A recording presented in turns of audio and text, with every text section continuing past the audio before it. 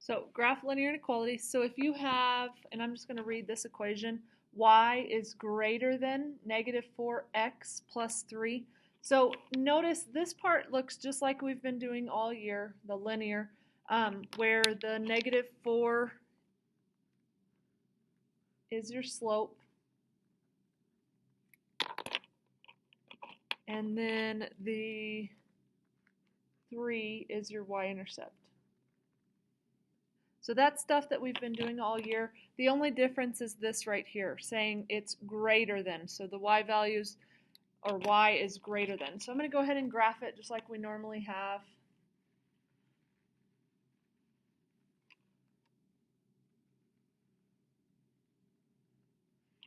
Okay, so we know that our y-intercept is 3.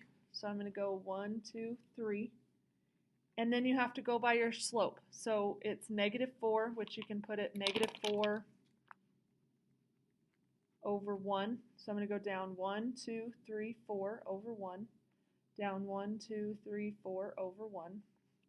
And then I'll go ahead and go up and back just so that I have a full, like the entire line. 1, 2, 3, 4, back 1. So that is going to be our line. So I said this stuff is all the same, so it's still the slope and the y-intercept. The only thing that's different is that that's a greater than. Just like when we were talking about on a number line, greater than, and then you have greater than or equal to.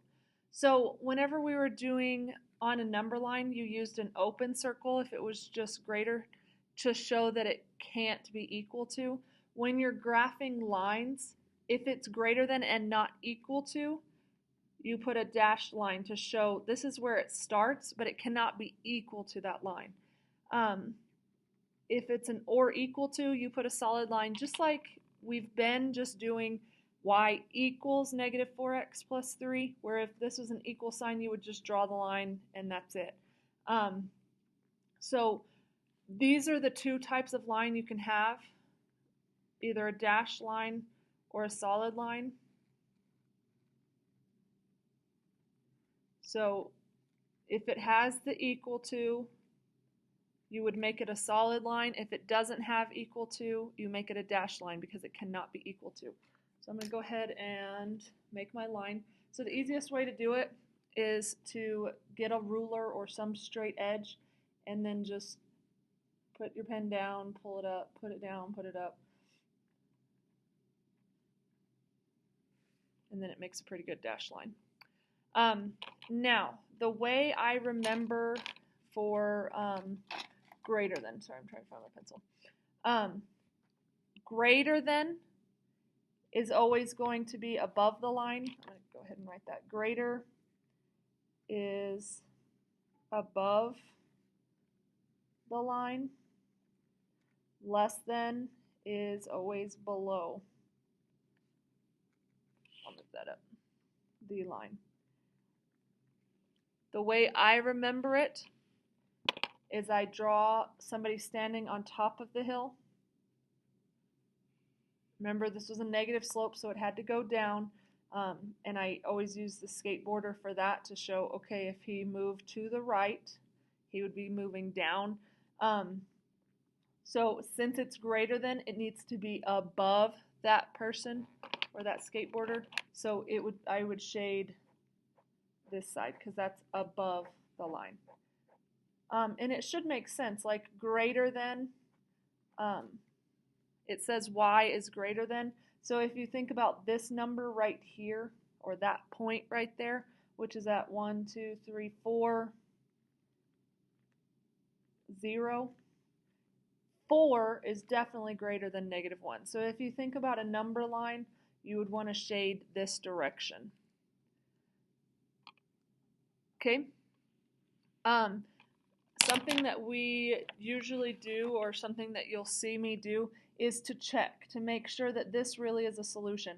So I'm going to check solution. And the way you do that is you just pick a point in the area where you shaded. So I'm going to pick the point 4, 0. So I'm going to pick 4, 0. Remember, 4 is the x value, 0 is the y value. And I'm going to plug it into this equation. So 0 is greater than negative 4 times 4 plus 3. I just use this equation using whatever my 0 for y and my 4 for x. So then negative 4 times 4 would be negative 16 plus 3. Negative 16 plus 3 is negative 13. 0 is definitely greater than negative 13. So that is a correct solution. So 4, 0 is a solution.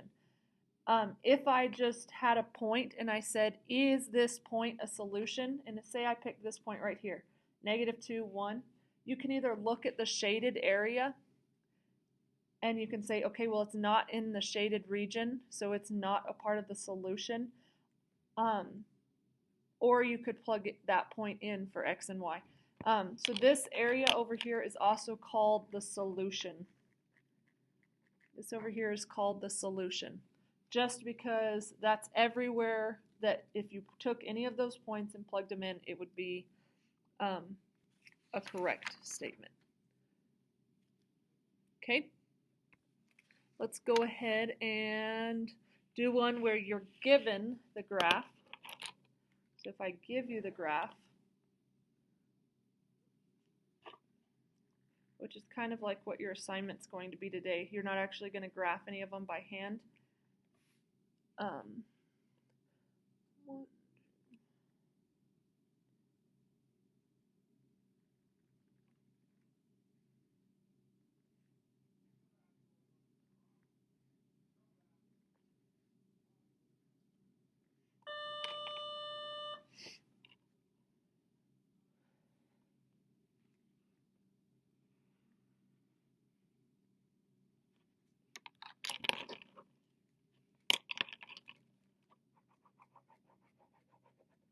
Okay, so if I gave you this graph and I said write the equation, we know it's going to be in the form y something mx plus b. So remember, you always have y. It used to be y equals mx plus b. The only difference now is instead of it being an equal sign, it's going to either be a greater than or a less than, since one side is shaded. So I'm going to go ahead and draw my skateboarder. He's not a very good skateboarder, but and then think about him moving to the right. So our slope, let's go ahead and find our slope first. So from this point to this point, it goes up 1, 2, and over 1, 2, 3. So my slope is 2/3, and it's positive because it's going up. And then my y-intercept is 2. And this was slope. So I'm going to go ahead and plug that in. So we have y, leave space for our inequality, 2/3 x plus 2. So that's our equation of the line. That's what we've been doing, or we've worked on quite a bit this year. Now we just need to decide, is it greater than or less than, and does it have the equal to? So if we look, remember this down here is our solution. So it is shaded below the skateboarder. So notice it's below the skateboarder. So that would mean that it has to be less than. And since it's a solid line, it has to have the or equal to. So since it's shaded below,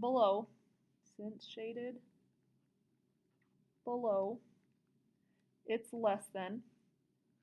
Since it is a solid line, it is or equal to. So that's how we know what to do. So that's our answer. That's what I would use as my solution. Okay, So sometimes you're going to be given the equation and you have to graph it, and sometimes you're going to be given the graph and you have to write the equation. So just pay attention to if it's a solid or a dashed, like that one, and then if it's shaded above or below.